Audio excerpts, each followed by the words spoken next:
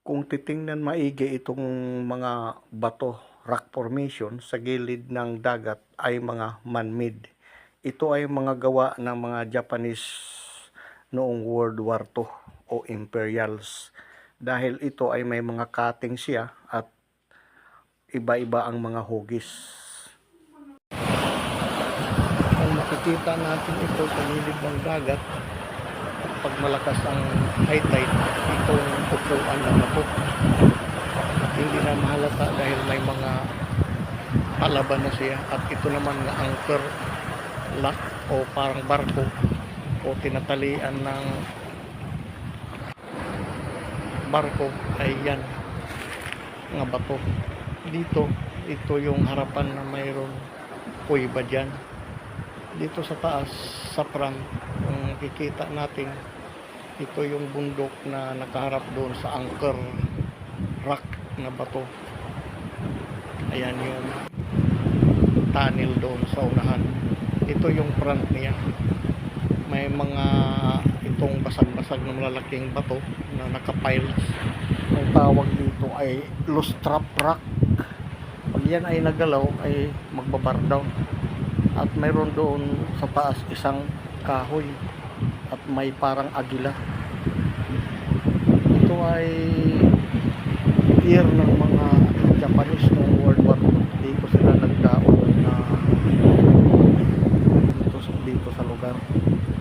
Kung makikita natin ito ay yan yung parang bangka at saka upuan. Dito sila nagdock noong kapanahonan ng World War II.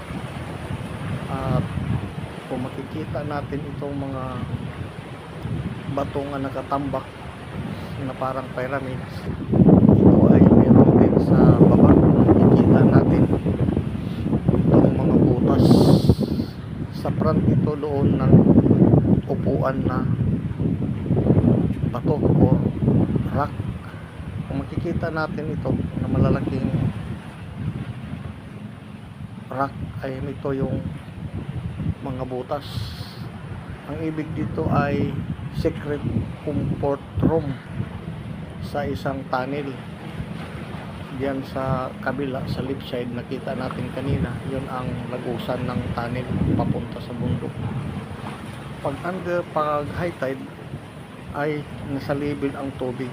Ito yung harapan na pyramids na bundok na bato. So dito may mga hugis tayo na makikita ng mga itong characters ng mammals. Dito ang pinapahiwatig nito ay tunnels dali side. Ito yung para siyang bangka na bato. Ayan, ito makikita natin. At pag mag high tide, siya ay aabot ang tubig. Dito mayroon mga butas na ating makikita. Ito yung lagusan niya dito doon sa anchor lock, yung talian ng bangka o barko. Kung makikita ninyo sa unahan ay doon ang kuweba, nasa 50 meters itong upuan na bato at saka anchor lock na bato na malaki. At so ngayon, ito lang ating ngayon na discovery, at marami po salamat sa ating panunood.